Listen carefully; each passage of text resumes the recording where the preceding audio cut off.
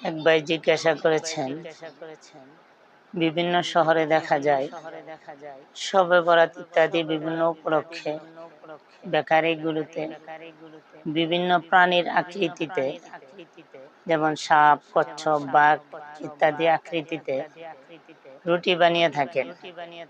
তো এইসব খাবার ক্রয় করা বা খাওয়া যাবে কিনা?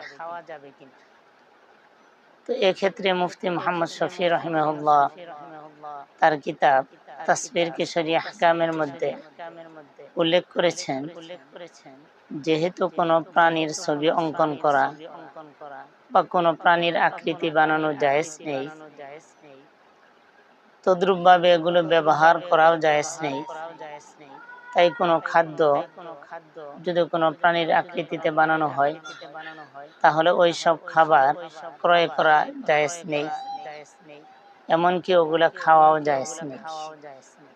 আল্লাহ তাআলা আমাদের সবাইকে সঠিক মাসআলা জেনে আমল করার তৌফিক দান করুন।